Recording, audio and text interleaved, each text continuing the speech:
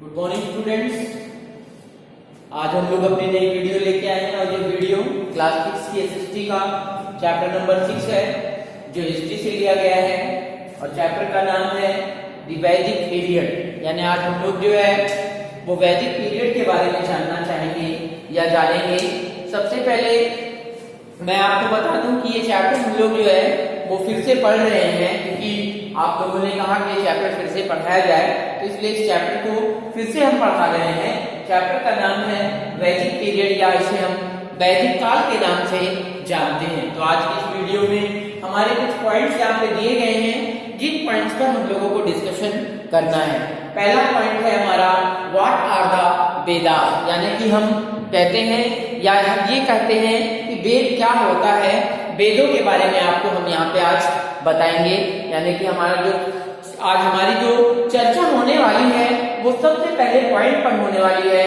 वो पॉइंट है what are Vedas. दूसरा है हम लोग जो है सबसे पहले वेद के बारे में पढ़ेंगे जिसका नाम है ऋग्वेद। फिर हम लोग जो है ओरल ट्रेडिशन के बारे में जानेंगे कि किस प्रकार का हमारा ओरल ट्रेडिशन था। इसके बाद जो है वैदिक काल के बारे में पढ़ेंगे, वैदिक एज के बारे में पढ़ेंगे और फिर हम लोग जो है वो आर्कियोलॉजिकल सोर्सेज के बारे में जानेंगे। तो इससे पहले हम लोग जो है इस चैप्टर में एक छोटी सी स्टोरी पढ़ने जा रहे हैं। चलिए देखते हैं ये जो चैप्टर है, इस चैप्टर में जो छोटी सी स्टोरी है वो क्या कहती है। तो देखेंगे यहाँ पर विनीता है और सोहन है।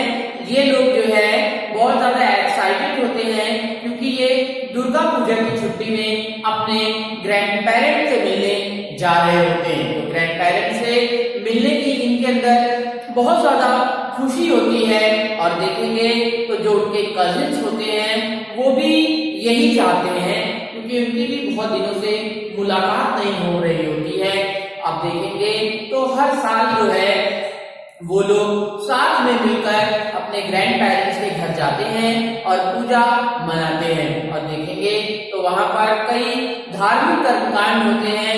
कुछ लोग आते हैं जो मंत्रों का उच्चारण करते हैं और देवी देवताओं की पूजा भी होती है। तो ये लोग जो है बहुत जिज्ञासु होते हैं और वो लोग जो है वो पूछते हैं अपने ग्रैंडफादर से और उसके ग्रैंडफादर जो है उनको जो है उन चीजों के बारे में बताते हैं कि ये लोग जो मंत्रों का उच्चारण करते हैं ये मंत्र जो है वो वेदों में लिखे गए हैं। यानी वेदों से इन मंत्रों का उच्चारण किया जाता है। इसके अलावा फिर उन बच्चों के दिमाग में आता है और वो बच्चे अपने ग्रैंडफादर से प्रश्न पूछते हैं कि ग्रैंडपा वेद क्या होता है। ऐसा जो है वो सोहम पूछता है। तो सोहम को उसके जो ग्रैंड पेरेंट्स हैं, उसके जो दादा हैं, वो बताते हैं कि ये भारत की प्राचीन पुस्तकें हैं और भारत की प्राचीन पुस्तकों में एक पुस्तक है जिसे वेद का नाम दिया जाता है। और विनीता फिर इस पर जो है बात करना शुरू करती है और धीरे धीरे वो अपनी हिस्ट्री की क्लास की जानकारी देती है और ऋग्वेद पर बताती है। और बताती है उसकी क्लास टीचर ने भी बताया था जो ऋग्वेद है वो इम्पोर्टेंट सोर्स है। तो चलिए आज के इस चैप्टर में हम लोग जो है वो इन्हीं वेदों पर चर्चा करने जा रहे हैं। तो चलिए सबसे पहले पॉइंट की तरफ हम लोग चलते हैं और हमारा सबसे पहला पॉइंट है व्हाट आर वेदास। वेद जो है वो किसे कहते हैं। तो अगर हम वेदों की बात करें तो वेद जो होते हैं वो ओल्डेस्ट टेक्स्ट होते हैं जो कंपोज किए जाते हैं। अगर हम वैदिक पीरियड की बात करें तो देखेंगे जो पीरियड जिस समय वेदों की रचना हुई उसे हम जो है वैदिक एज कहते हैं। और ये जो शब्द वेद है अगर हम इसकी जड़ देखें तो ये विद से लिया गया है और विद का मतलब होता है नॉलेज या ज्ञान। तो अगर हम वेदों की बात करें तो कुल मिला जुलाकर 4 वेद हैं। अगर हम देखें तो कुल मिला जुलाकर 4 वेदों की चर्चा होती है जिसमें पहला वेद है ऋग्वेद, दूसरा वेद है सामवेद, तीसरा वेद है यजुर्वेद और चौथा वेद है अथर्ववेद। तो कुल मिला जुलाकर ऐसे 4 वेद हैं ऋग्वेद, सामवेद, यजुर्वेद और अथर्ववेद। सबसे पहले चलिए हम लोग जो है ऋग्वेद की जानकारी प्राप्त करते हैं। तो अगर हम ऋग्वेद की बात करें तो ऋग्वेद की रचना लगभग 3500 सालों पूर्व जो है हुई। अगर देखें तो इसमें जो है अग्नि देवता है, इंद्र है, जो है सागर देवता है, वरुण देवता है, सूर्य देवता है या अन्य देवी देवताओं के लिए जो है मंत्रों का उच्चारण किया गया है। अगर ऋग्वेद की बात करें तो ऋग्वेद में कुल मिलाकर 1028 सूत्र हैं और इसे जो है वो 10 भागों में बांटा गया है। यानी मैंने आपको ऋग्वेद के बारे में बताया और ऋग्वेद जो है वो सबसे पुराना वेद है और इसमें अगर हम श्लोकों की संख्या की बात करें तो 1028 श्लोक हैं और इसे जो है वो कुल मिलाकर 10 भागों में बांटा गया है। तो इस प्रकार से आपने जो है वो ऋग्वेद के बारे में जाना। अब हम आपको जो है और बताना चाहेंगे, ओरल ट्रेडिशन के बारे में बताना चाहेंगे। ऐसा कहा जाता है कि जो साधु थे, it said that the Vedas were composed by the various sages, यानी अलग अलग प्रकार के साधु संतों के द्वारा इन वेदों की रचना की गई है और इन वेदों की रचना सीधे सीधे ईश्वर के निर्देश पर हुआ है।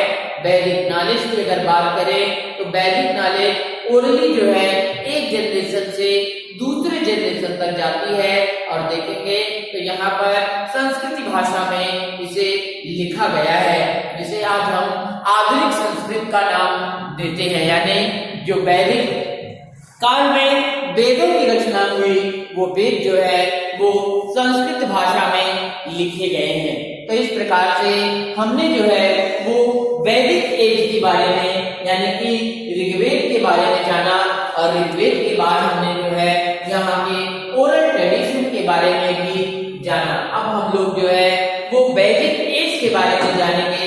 तो वैदिक एज को अगर देखें तो सुगमता के आधार पर 2 भागों में बांट दिया गया है।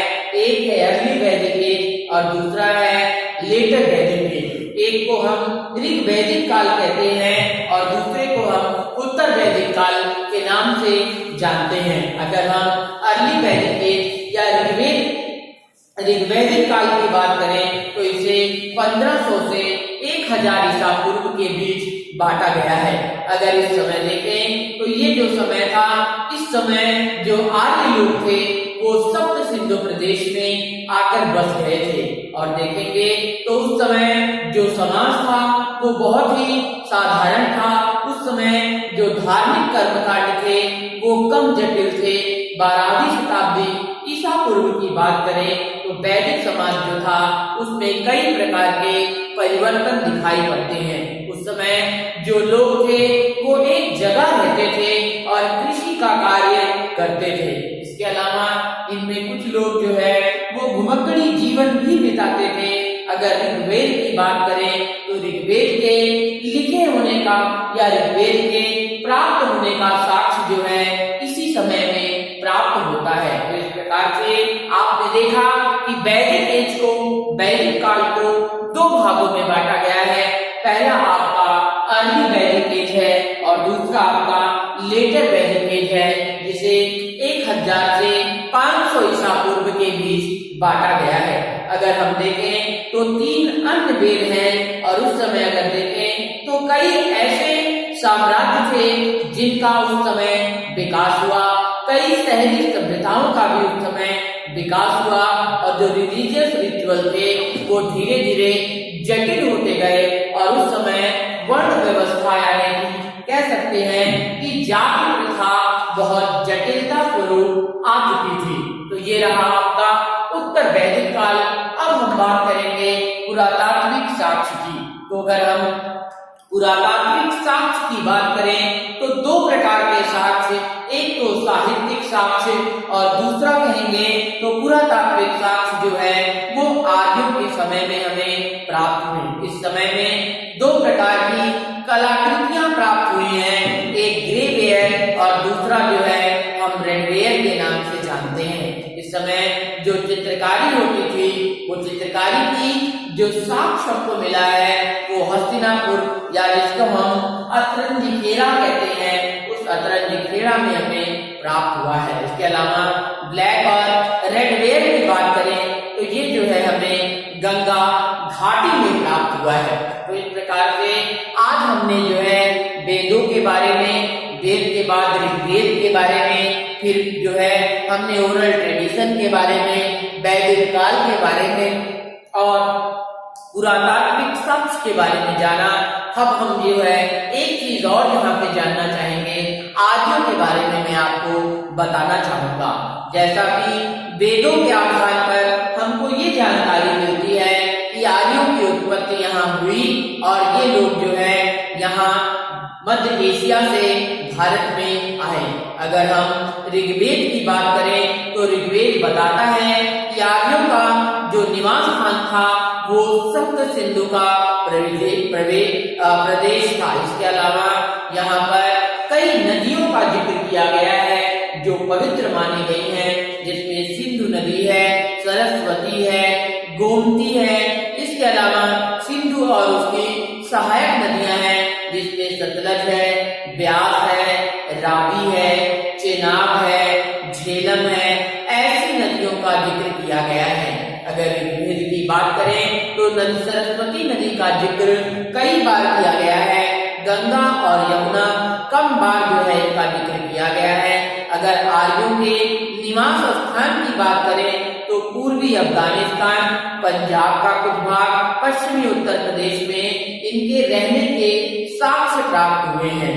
इसके अलावा आप देखेंगे तो ये लोग जो है बाद में पश्चिमी उत्तर प्रदेश की तरफ चले गए और गंगा और यमुना के दोआब क्षेत्र में ये निवास करते थे। इसके अलावा कोसल है, काशी है, देखें तो इनकी भी स्थापनाएं इन्हीं के समय में हुई। तो इस प्रकार से आपने आर्यों के बारे में जाना, आर्यों के निवास स्थान के बारे में जाना। तो आज की इस वीडियो में हमने वेदों के बारे में, ऋग्वेद के बारे में, प्राचीन परंपराओं के बारे में, वैदिक काल के बारे में और पुरातात्विक साक्ष्य के बारे में जाना है। इसके अलावा आज हम लोगों ने जो है आर्यों के बारे में जाना। किसी भी प्रकार की समस्या हो, इतना मैंने आपको बताया है, किसी प्रकार की समस्या हो तो कमेंट के माध्यम से जरूर पूछेंगे। धन्यवाद।